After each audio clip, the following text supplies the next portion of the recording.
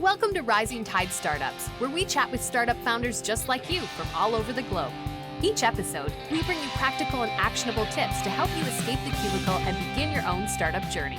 Make sure you take notes. Take it away, Kevin. This is Kevin Pruitt with another episode of Rising Tide Startups. I've got a special guest with me today, Florian Jacques. Florian, thank you for joining us on Rising Tide. Hey, Kevin, thank you so much for inviting. So literally on the other side of the planet, he is, it's early morning for him. It's evening for me, but he graciously is carving out a little bit of his time today to talk to our audience here on Rising Tide. I think it's going to be a great episode, but Florian, lay the groundwork a little bit for us. So please just tell our audience a little bit about yourself. So thank you again for inviting. So my name is Florian Jacques. I'm initially from Belgium, UX UI designer. Started my career as a first graphic designer, more in the print side, and then doing uni specialization into the UX UI. Always very interested and passionate about all these startups. So I always wanted as a dream, as a young kid, to actually work in the Silicon Valley in San Francisco. So I actually designed a bit my career in that way. At 18, I already started to have my first gigs as a graphic designer. My father, as an accounting, he was telling me, Flo, you need to create your first company because you cannot just take cash like that. So at this time, I already started my very first company, a design agency, at 18. That allowed me basically, during the time I was doing uni, to already having some projects. I actually dropped out after the third years of uni because I had opportunities in San Francisco, my dream job, to work next to startups in Silicon Valley. So I did that a few times. I was doing some mission from 3 to 6 months. I never wanted to actually be employee to these companies, as I was actually having my own company. I wanted to keep that flexibility and freedom to just move and work for different projects. That actually was inspiring me to just meet different people and being, like surrounded with just different people and not being stuck in a bubble of like one single project. So I really wanted to just learn from the best for a few years with my back thought to actually create one day my own baby. But that was basically my 5 years before COVID, moving from New York, San Francisco, Australia, and every year coming back to Belgium, where I was actually organizing a music festival, where in 2019, at 23, I brought that music festival to almost 20,000 people.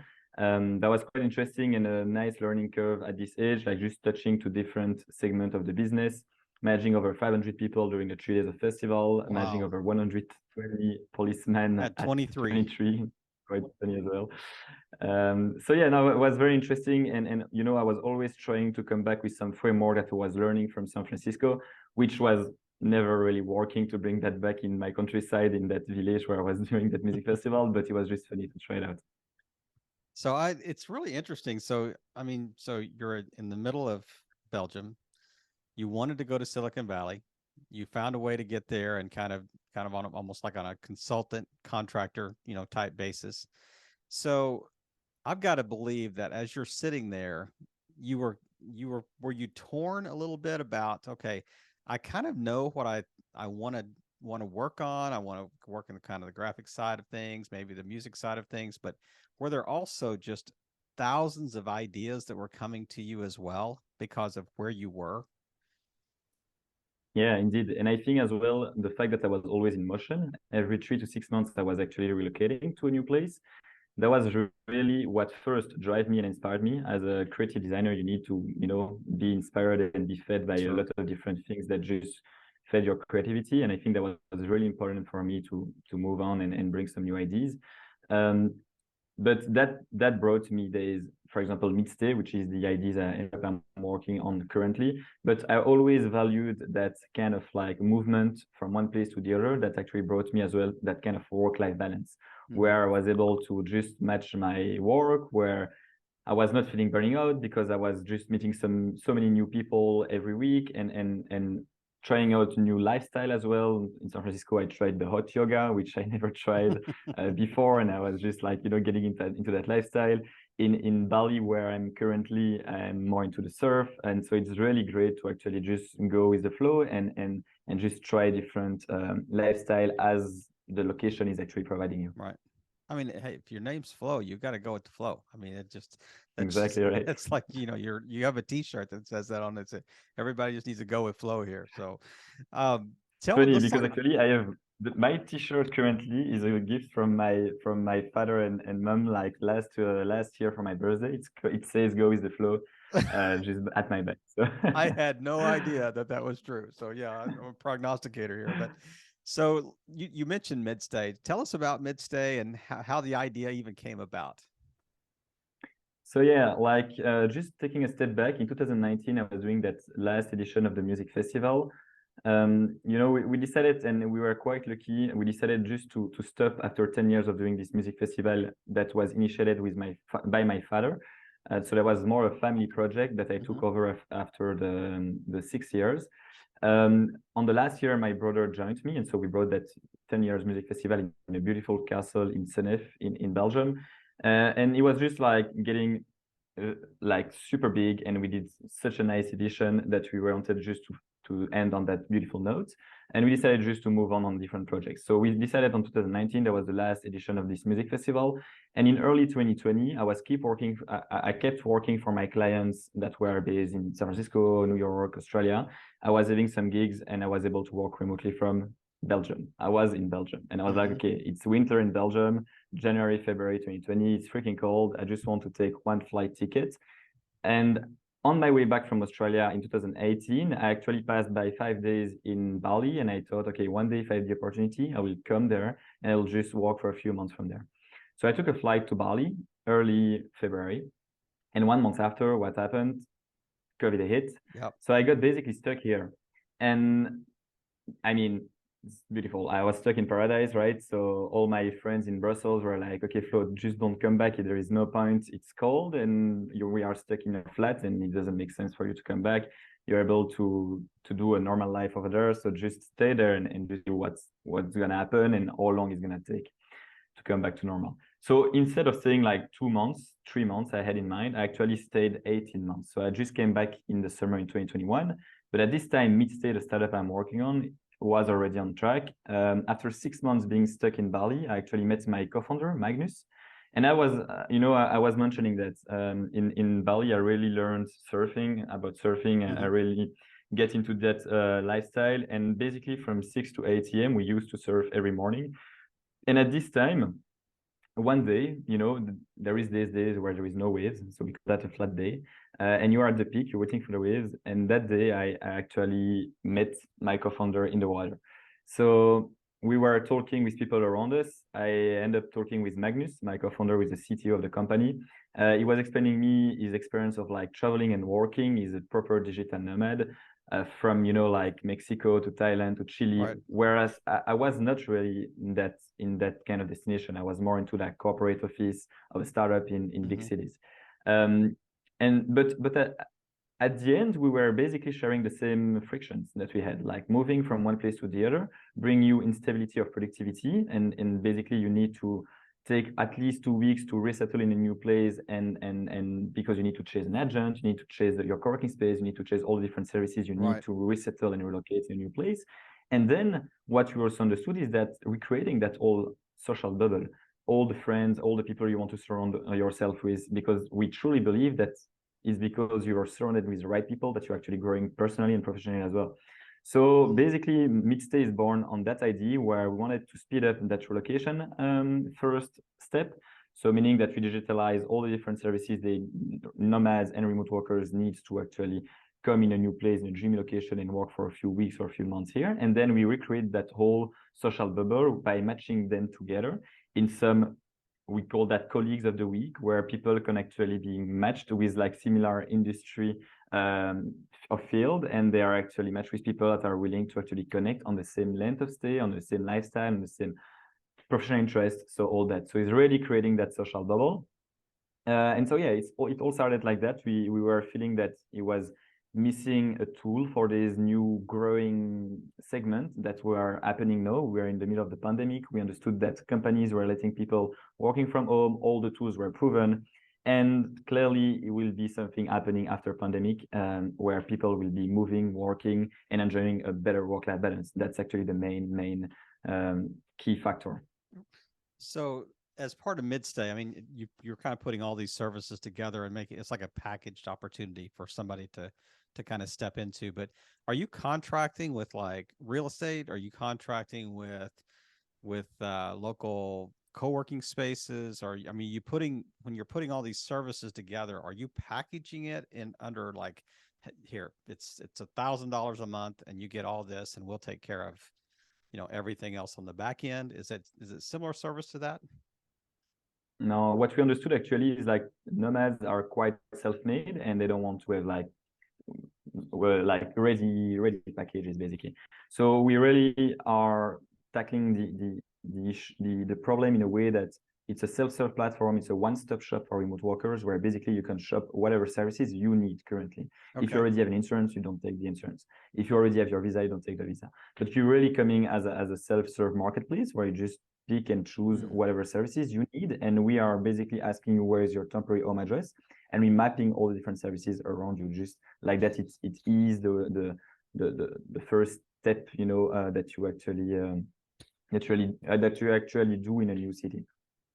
So are these affiliate type links that you're providing these services through, or is it a kind of a bargain? So in terms of business model, yeah, indeed. So we're integrating these certified partners and we're taking a commission on transaction. But we also are having a premium membership where by being premium, you actually unlock all the different social features, which is basically the second step. Once you relocate it, you actually need to create your own social bubble. Yeah. That's such an interesting model. And so many times, like a great idea is born out of a pain that the entrepreneur had themselves. I mean, you talked about you and Magnus kind of comparing notes, in the surf, about these things. But was this specifically a problem that you were facing as well? Yeah, myself, I actually faced that. Even though I really love traveling and working, I do feel that you're actually losing a bit of productivity if you're not using the right tool, basically. And it was quite hard to find that tool that was designed specifically for this target. So that's clearly what we wanted to do, is like really designing a tool that was just specific for the need of this new target. They are not tourists, they are not staying a few days or 1 or 2 weeks. They're not expats, they're not staying a few years. They are really moving every 1 to 6 months to a new place. So these people really have different needs, completely different to what we used to know as a travel industry before. That's clearly a new segment that just born. Yeah. And is it location specific? Like, are you focusing just on Bali right now? Could this be used anywhere in the world? I mean, obviously you have to have like local knowledge, to make this work, but how is it like, how are you determining where your market is? Yeah, currently we tried out with a lab in Bali. We are actually operating in 3 cities, Ubud, Uluwatu, and Canggu. And the idea is actually this year to expand to Thailand, to South Africa, to Mexico, to Portugal. But that first year, because we are quite early, I forgot to mention, Midstay was born in 2021. At the end of 2021, we launched in May 2022. So basically, we are very young. We raised money in May to try to test the product in Bali, to prove the concept here, and to expand in 2023 in more hubs. Indeed, this is very important that we are actually expanding hubs by hubs and not globally directly, because it's very important of the density of the people and the partners we're actually getting in these hubs, which makes Midstay having more value at the eye of the people. But yeah, one thing interesting as well is that that's really the B2C offering. We actually understood in mid-2022 that the B2B was actually very, very interested as well by our services. Not only where they could actually send their employees as an employee benefit to enjoy 1 month in Bali and working with a productive tool from Bali, because that's one of the biggest fear of companies. They're actually willing to give benefits, but they're afraid that they're losing productivity. Yeah. So we are basically their guarantee for that on the company side. But we've been also seeing in the last 4 or 5 months a big traction on another services on the B2B, which on this one we are providing the services across all APAC region without like limit to any location, where we actually, instead of like bringing one individual of one company for a few weeks or a few months, we bring the full team together for a few days or 1 week or 2 weeks max, which is also called team retreat. So by the knowledge we actually got from the Midstay platform, we are easily able to actually provide that new services as well. And that's actually something that since the COVID has ended or almost, companies are asking the employees to come back. So, and employees are forcing to not come back. So what's the middle ground? It's a hybrid model. So we see that a lot of companies are embracing that new model, but that brings new problems, right? And so I think it's very important as well that we knew ourselves that we were in a position where the market was changing because it was just being created. So we need as a startup to be as flexible and agile as possible to understand the market, where the traction, and just direct ourselves in a way that this is where we need to just going with the flow, moving with the market, right? So seeing that an issue was actually raising up from the fact that companies were hybrid, it was the fact that they were really struggling to engage, to have people that were engaged, to still, create a company culture, because people were not all the time at the office, and they actually played as well with that. They reduced the cost of the real estate, so thanks to that, they can actually bring some people at home during the time that people are at the office, and basically these people are never crossing each other, so they never see each other at the coffee machine. They never have that ice-breaking conversation. And that's what nurtured this company culture. That's what nurtured the camaraderie, like all these things that actually bring the fact that you like to work in a company. And even though you have a lot of benefits to work from home and work remotely, we do believe that replacing that colleagues environment is very important. That's why on the B2C side, we are doing it once they are abroad without their team for a few months. But that's also why we want to provide that on the team for companies, where they can bring their whole team together in a place like you see behind me, which is one of the 200 villas that we certified. This is in Bali, where these villas are ready to be converted into a workspace or into a mix in between team bonding and work during the team retreat. Wow. I mean, there's just so many questions that come to mind as you're kind of explaining the concept. But one of them, you mentioned maybe expanding to new hub cities, in different places in the world. So let me ask you, I mean, and it may be hard to answer because of, just kind of lack of time, the lack of history here. But do you foresee that people would move based on cities that Midstay actually operated in, because the benefit is such a value to them? Like, is it a subscription model that says, you know what, I'm going to get the premium membership, and I'm just going to continue to cycle from hub city to hub city to hub city, because number one, I love to travel. All these services are provided for me. It's taken care of. I'm almost moving with a somewhat of a community, because I'm meeting people through this platform as well. I ask you about 15 questions all in that one sentence there. So you pick whichever one you want to answer. No, but indeed, I think clearly this is the goal of Midstay, like making sure that people can stick to our product and moving from one place to the other. That's for sure the goal.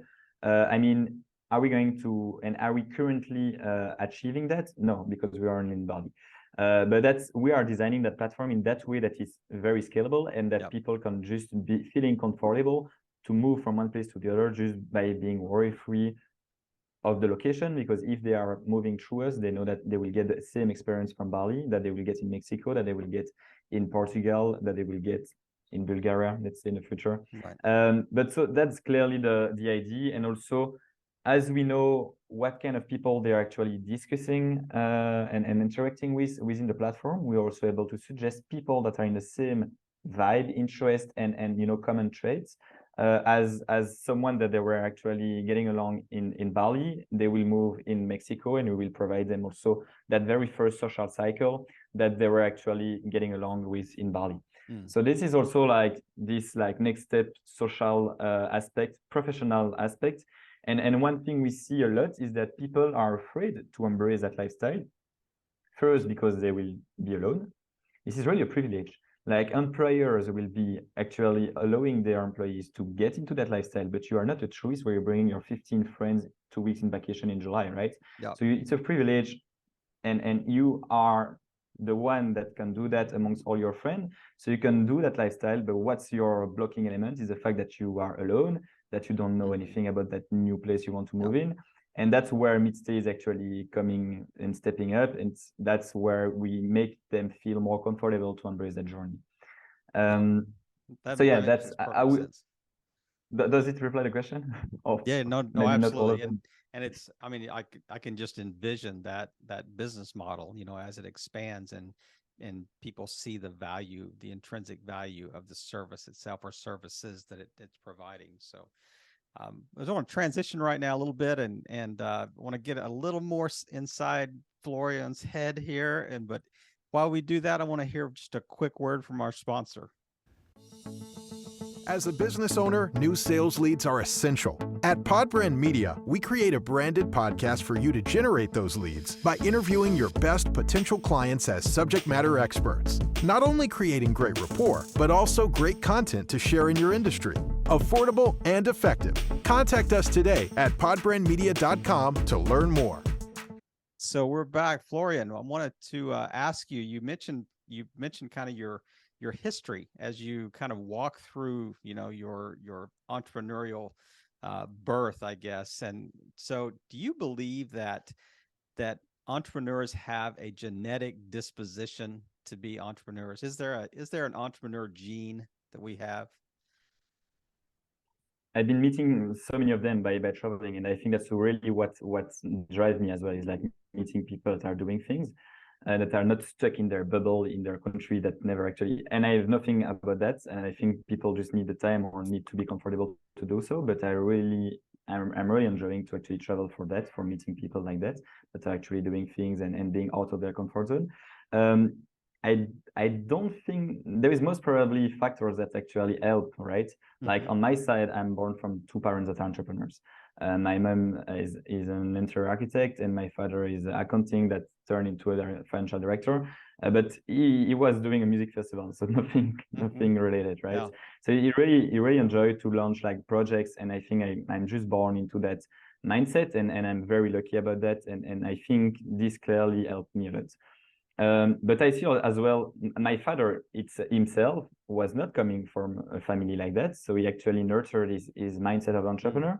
Yeah. And he created himself his own journey, right? And I met so many people as well that are actually doing the same. They're coming from either like, poor family, and they're actually willing to step up and to just like show that they can do it, and they're actually striving for something more.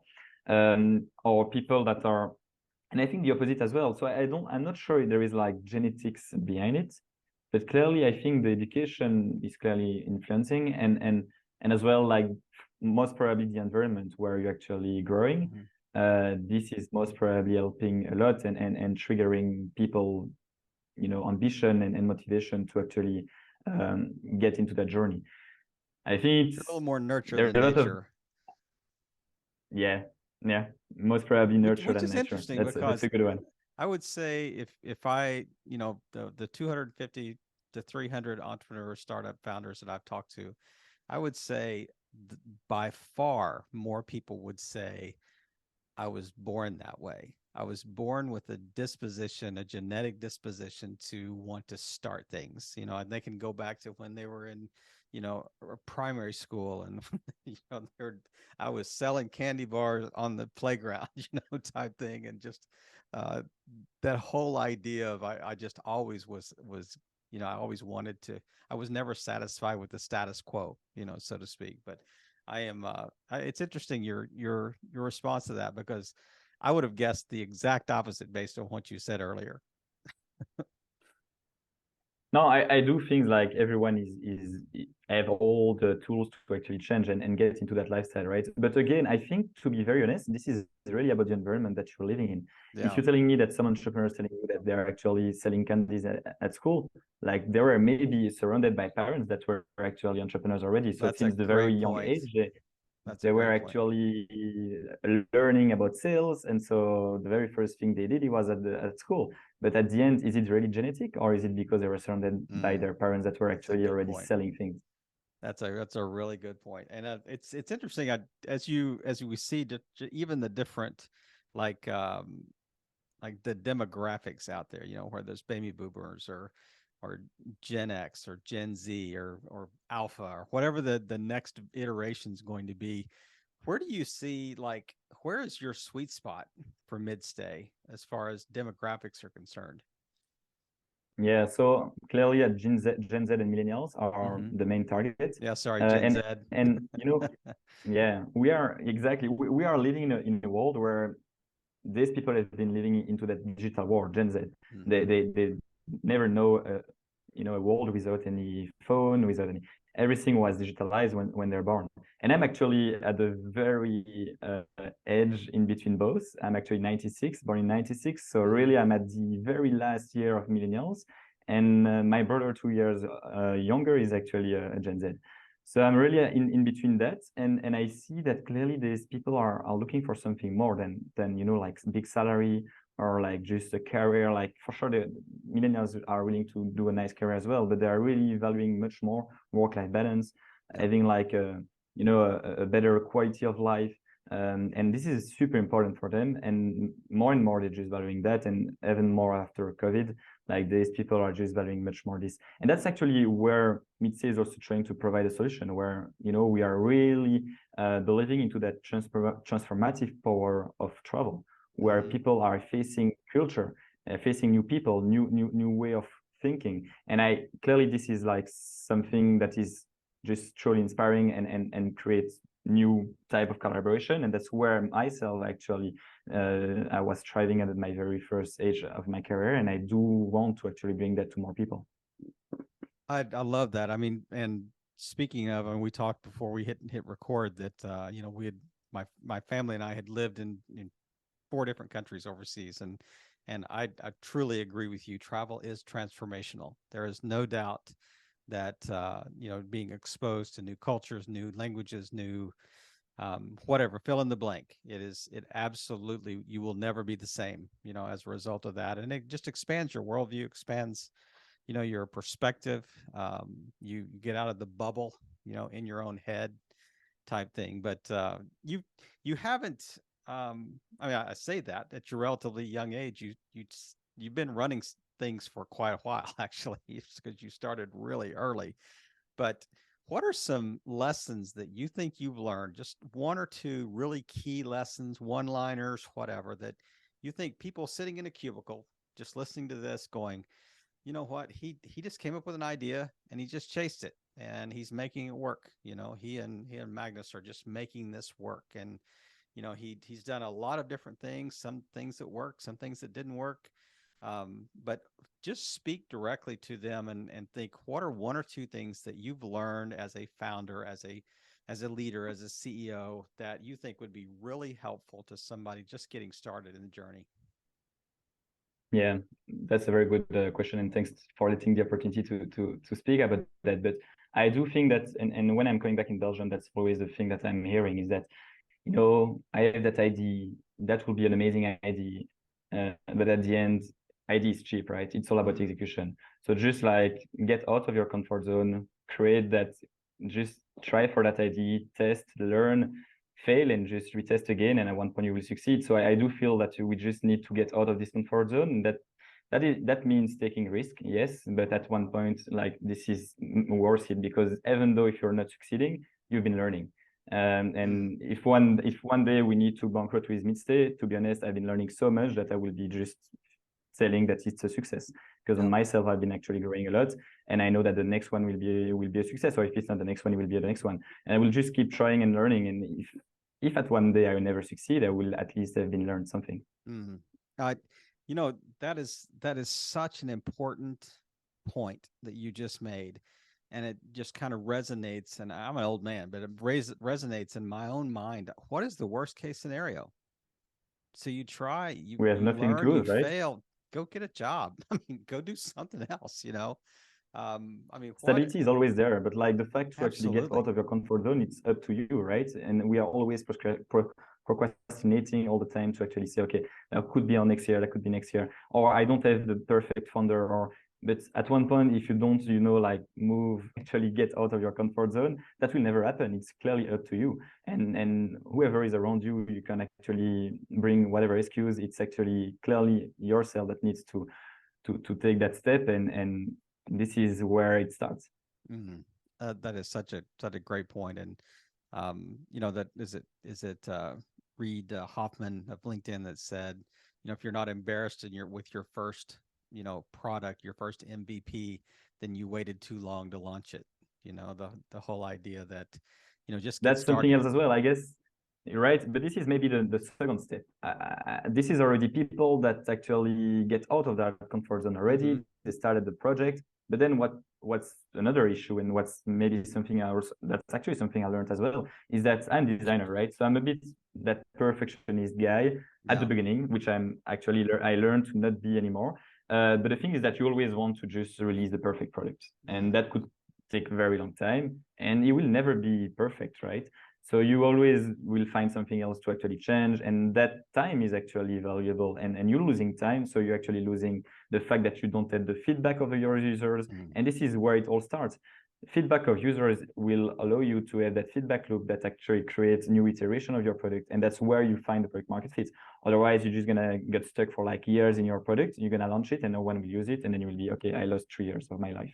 It's really important to just like, try, learn, like iterate, ship, and then just getting the feedback and then reiterate again. Showing like a lot of things that you created, but you only worked for a few months on it and not a few years. Right. Yeah, it's such a great example. And it really is kind of the lean startup model that says, launch it, test it, get feedback, iterate, just kind of do that over and over and over again, and just continuous improvement. And even though I knew that, right, it's super hard to actually follow this. Like, this is really a learning thing, even on Midstay. Like, I knew that I was working in San Francisco, we were working that way, but once it's your baby, you really want to have that perfect product, right? And it's super hard to get detached of that, right? You really need to, okay, like, this is just an MVP. What's important is that people use it. It's not that it's beautiful, actually. If people use it, we can make it beautiful. But if it's beautiful and no one uses it, what are you gonna do? Exactly. That is such a great point. That is such a great point, man. So as we wrap up today, man, what is one thing that we just haven't touched on that you just kind of wrap us up with today that you think would be a great way to end our chat? Something that you think is really important that we just haven't had a chance to cover, and then just tell people where the best place to find you online. So yeah, I guess, like, again, we'll come back to this maybe fluffy thing, but I really believe that now we are living in a new generation where people are valuing much more work-life balance, and either it's by traveling and they find transformative power behind it, or either it's by staying at home with their kids and family. I do believe that this new world offers flexibility, and that is actually to embrace that work-life balance that we were all looking before. And I do believe that we just have an opportunity to make that work.